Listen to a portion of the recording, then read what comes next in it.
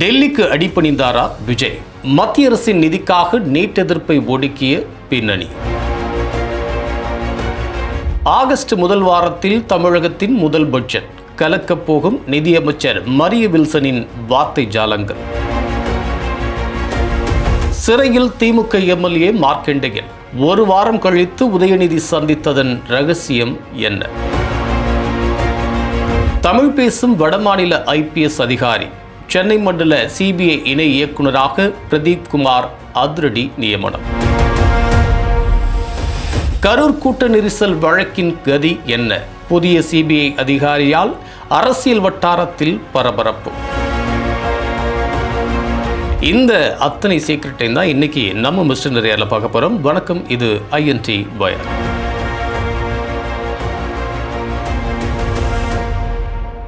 முதலமைச்சர் விஜய் தலைமையிலான தாவேக்க அரசு வர ஆகஸ்ட் முதல் வாரத்தில் தன்னோட முதல் பட்ஜெட்டை தாக்கல் செய்ய போகுது. நம்ம நிதியமைச்சர் மரிய வில்சன் தான் இந்த பட்ஜெட்டை சட்டமன்றத்தில் தாக்கல் பண்ண போகிறாரு. ஏற்கனவே அவர் வாசித்த அந்த வெள்ளை அறிக்கையில் நிதி நீதின்னு அவரோட வேர்ல்டு ஃபேமஸ் உச்சரிப்புகளை கேட்டு சோசியல் மீடியாவே சும்மா அல்லுசிலுன்னு சிதறி ஓடுனுச்சு. இப்போ இந்த பட்ஜெட் வாசிப்பில் மரிய வில்சன் என்னென்ன புது புது வார்த்தைகளை இறக்க போகிறாரோ அப்படின்னு நெட்டிசன்கள்லாம் இப்போவே மீம்ஸ்களெல்லாம் தயார் பண்ணி கமெண்ட் பாக்ஸை ரெடியாக வச்சுருக்காங்க.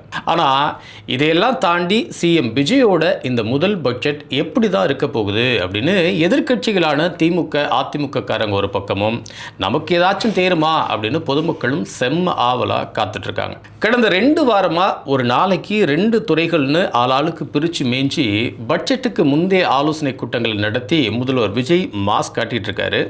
பட்ஜெட்டில் அப்படி என்னதான்ப்பா ஸ்பெஷலாக இருக்குது அப்படின்னு கோட்டை வட்டாரத்தில் நம்ம நிறைய நைஸாக விசாரித்ததில் ஏதோ ஒரு பெரிய பிளான் மட்டும் வச்சுருக்காங்களாம். பெண்கள், மாணவர்கள், இளைஞர்கள்னு இந்த 3 தரப்பையும் எப்படியாவது கவர் பண்ணி திருப்திப்படுத்தியே ஆகணும் அப்படின்னு விஜய் ரொம்பவே குறியா இருக்காராம்.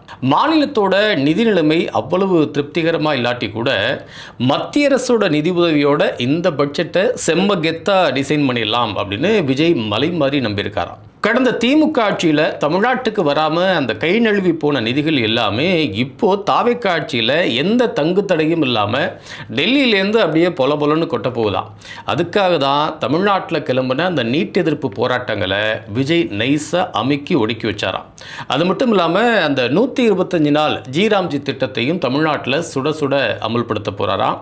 டெல்லியில் ராகுல் காந்தியை தூக்கி ஜெயிலில் போட்டப்போ கூட விஜய் ரொம்பவே சாவகாசமாக மறுநாள் தான் அப்படி சங்கதி அப்படிங்கிற ரேஞ்சுக்கு சாதாரணமாகவே ரியாக்ட் பண்ணார்.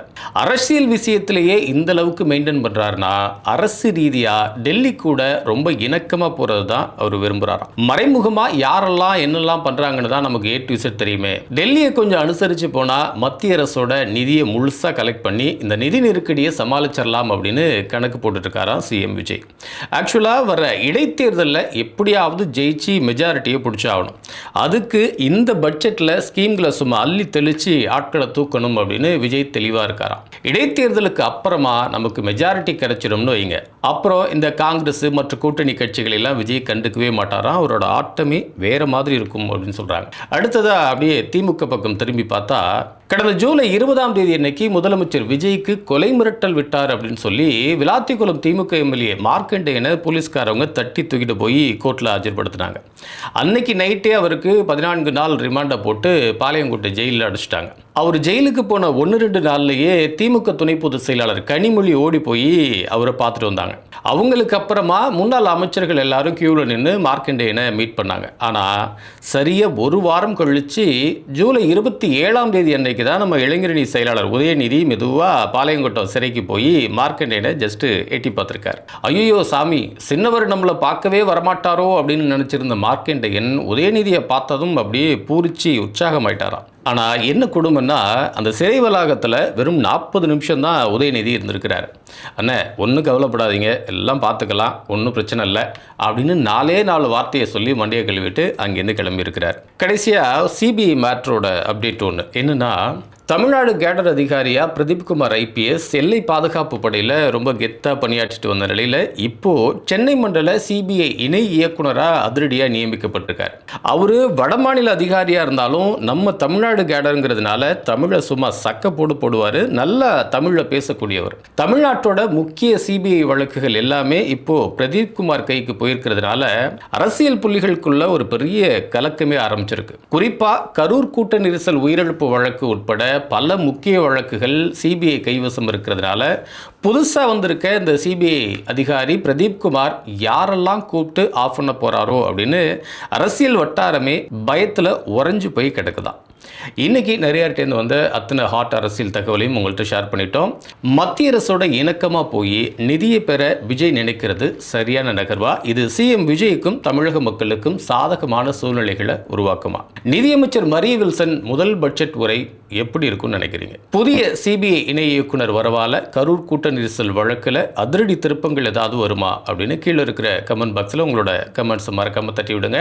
இதே மாதிரி உடனுக்குடனான காரசாரமான அரசியல் தகவல்களை தெரிஞ்சுக்க நம்ம ஐஎன்டி வயர் சேனலை சப்ஸ்கிரைப் பண்ணி அந்த நோட்டிஃபிகேஷன் பெல் ஐக்கானையும் ஆல்ல தட்டி வச்சுங்க. இந்த வீடியோவை மறக்காமல் உங்களோட ஃப்ரெண்ட்ஸுக்கும் ஷேர் பண்ணிவிடுங்க. அடுத்து ஒரு ஃபயரான அப்டேட்டோட உங்களை வந்து மீட் பண்ணுறோம்.